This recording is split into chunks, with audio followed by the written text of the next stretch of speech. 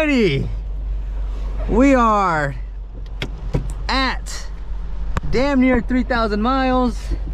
It's a rainy day, so I figured let's do another one of these reviews.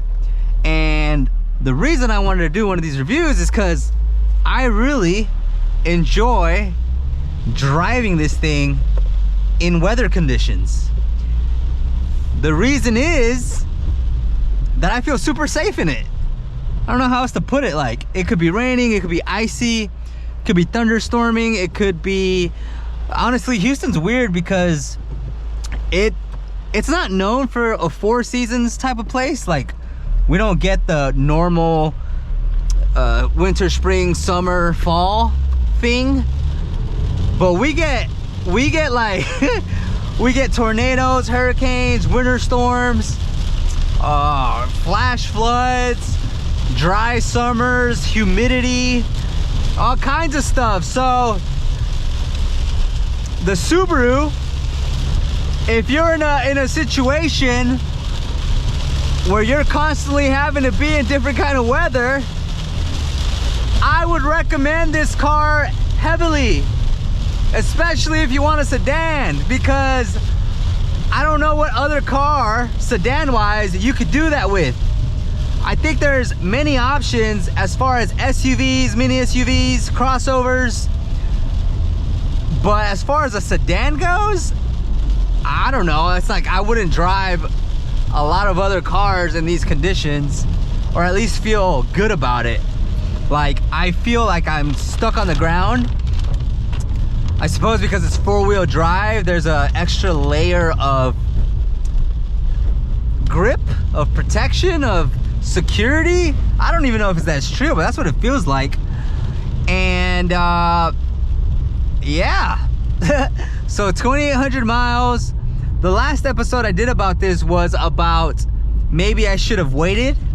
Maybe I shouldn't have gotten the car because I don't like having a car note. And it has only been a month and 2 weeks. So a month and a half since I've purchased the car. I've made one payment on it, and of course the deposit. So I'm a little over half left. The goal is to pay it off by the end of March. So in three full payments, I would like to pay this car off. And I guess just to give some numbers to make this video interesting, because ain't much going on. I reviewed the car already 3 times. You can reference those videos. I've learned about the car more and more, but at this point, I don't have as much updates. So let's go ahead and talk about finances with this thing. So I think this car was like 33,000 total, or 33, 34, something like that, without anything additional. As far as there's some other packages, you know, dealerships, they want to add you like extended warranties and stuff in your tire and all this stuff. I basically got none of it, except maybe there was like they had a package that was an additional like 1,800 or 1,600. So I definitely didn't get that, but they had some smaller ones that were like 200 bucks total or something. So like it adds to the full amount, but not by a lot. I'll fight the big stuff. I'm not gonna nickel and dime the little stuff just because I myself want to get out of there as well. And I don't know if it's actually needed or not. I'm not gonna research something and negotiate something when I don't actually know if this cost I have to pay for or not. Look at that thunder. And so my goal when buying this car was to put a big down payment down, maybe like half. But of course, when that moment comes, that's a lot of dough to be throwing out. So I don't know if I chickened out, but I definitely didn't feel like doing that at the time. I don't know, it's hard even now. Like, I don't think I would do that. Even if I would have saved all the money, I don't know if I would have done it, to be honest with you. There's different ways of doing things, and I just don't know. Honestly, I should have stayed with the Nissan Sentra if I didn't want to make any monetary changes. But we did what we did, and so we're gonna live our life moving forward. So I went off of what options they gave me. So as far as the down payment goes, they gave me the options of 0, from as little as 0 down payment to as high as 6,000. Then as far as the terms go, they gave me as short as 3 years or as long as 6 years. And from my research, that stuff matters, but not really if you're trying to pay it off as fast as possible, because that is my goal. No matter what, I was like, I'm gonna try and pay this as fast as possible. Whether it turns out to be 3 months or not, different question. But that was my goal. And I could have asked like, hey, what if I want to put a $10,000 down payment? What if I want to do 15? What if I want to do 20, right? Like, I didn't go down that route because I didn't. And so I went with, I'll go with 3 years and the highest down payment. So the monthly payment ends up being like $889 or something like that. And obviously you would pay that for 36 months. I hate it. You know, anything I can pay off, I'm gonna try and pay off. That's just kind of how I've assumed living. I've been in debt. I've had student loans. I didn't like it. It is what it is. So I put 6 grand down. I think it put me like at 29,000. Maybe this car was more, because yeah, I think after I put the 6 grand down and I left the lot, they're like, you owe like either it was 28,000, 29,000. And so I guess for people who haven't purchased a new car before, it's pretty interesting. I mean, I had pretty good credit, but the way it works is you can put a down payment, and the way the down payment works is you can put, I think it was 5,000 cash max and 3,000 in a credit card. So you can actually buy a car with credit. I was like, what the hell? I didn't know this. I had no idea. So whatever. I mean, I had the cash for it, so I was like, I'll just do, I think it was, I don't know, it was like 3,000 cash and 3,000 credit, or 4,000 credit and 2,000 cash. I don't know. I was like, screw it. Let me get the 1% cash back. That, you know, I think it was like 4,500. I don't know. I ended up making like 40 bucks from it, so like, it's not a big deal. I think it's a lot of ups and downs and loopholes to try to make this little money, right, with credit cards. But anyway, 6,000 down, brought the total to like 28,000, 29,000. I think it's 29,000, because the first monthly payment that I had to do, which you just go online and pay it, it says, you know, pay amount due, which is I think $869. And then there's another box that says optionally pay towards principal, which is cool because you pay towards the principal, not towards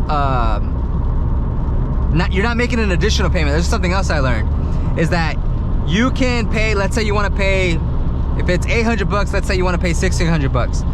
It can either be $1,600 towards the total amount, or it could be $1,600 in advance. So instead of paying 800 now and 800 next month, you would pay the 1,600 now, and you technically, quote unquote, wouldn't have to make that payment the following month.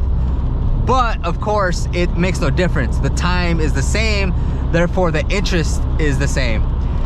And I'm a very noob at this, okay? Like, I did a lot of research, but like, I don't, you know, I wouldn't say I did it the best way. I guess if you're interested in what interest rate I got it at 2.9, which is supposed to be good, but I don't know. You're getting, you know, you're getting charged to borrow money, which makes sense because they're taking the risk. I don't know. That's just the number. I know it's not bad, but I'm not celebrating either. And so the first month, I made a $10,000 total payment to the balance, which took it from 29,000 down to 19,000. And what's interesting about that is that there are also limits to I don't make big payments like this, like ever, right? Like the most I pay is my business credit card, and that's a couple $1,000s throughout the month, right? But the money's in like a certain bank account. For this, I have money in different places, so I had to gather the 10 grand from other banks, because the way I like to set my stuff up is anything I am putting away, I put away in an account I can't see. That way I don't think about it, I don't look at it, I forget about it. I just send it, and whatever's in there is in there. I'll get it when I have to, right? Then I have obviously my checkings, personal checkings, which is just how I live my life. Pay smaller bills, pay, you know, rent, food, live life, you know, food, whatnot, like go out and stuff when I do go out. And then I have my business account, which is my business checkings account, which obviously is all business stuff, office rent, employees, business tools, software, any expenses needed goes to that. So what I'm getting at is, in order to transfer chunks of money, there are limits. So my payment was due the 30th. Me not thinking ahead of time, I actually thinking I had more time. I thought I had another day, but actually I had to do it that day.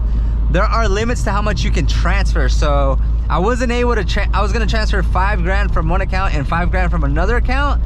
And I could only move 3,000, I think, or 2,500 and like 3,000. I think the limit depends on the bank. And then I had the rest of the money already in my account. So I had to, because initially I was gonna pay 15, but I couldn't get that much together because it would set a limit. Like it could only send 2 and it would send the rest the following day. And I was like, oh crap. But I was like, okay, well, it doesn't make a difference if I pay 15,000 now and then you know, 75 and then 7,500 the following 2 months, or I could just do 3 monthly payments of 10,000. Like that's my car note. Let's say that's it. So that made sense to me. I was like, okay, I'm not gonna stress about it. And so I made the payment, and now all I need to do is make 2 more $10,000 payments, a little less, and my car would be paid off by March 30th, 2023. Now, the reason I say I don't know if I'm gonna do it or not, because it is extremely annoying to put a lot of the money that comes in towards the vehicle. I have money saved up, but that's the point. It's supposed to be saved for other reasons. Like it's not supposed to be for this. Or I don't want to clean a house with that, you know? Like I want that to be safe over there. So I don't want to take a big chunk out of that. From the income I get from my business, my job, you know, how I pay myself, a good portion of that goes to the car. But what I'm getting at is, like, I wanted to hire somebody. I can't really do it because or I can do it, but I have to change my plan. And I like to make plans based off of quarterly goals. And one of my first quarterly goals was to pay off my car. This hiring somebody, it didn't come until, like, I didn't need this until the end of January, because we closed some new accounts. And I was like, what do I do? Like, do I trade that off? That's probably the right answer. So that makes this a mistake, right? But, you know, foresight is 2020. Like, I didn't know this was gonna happen.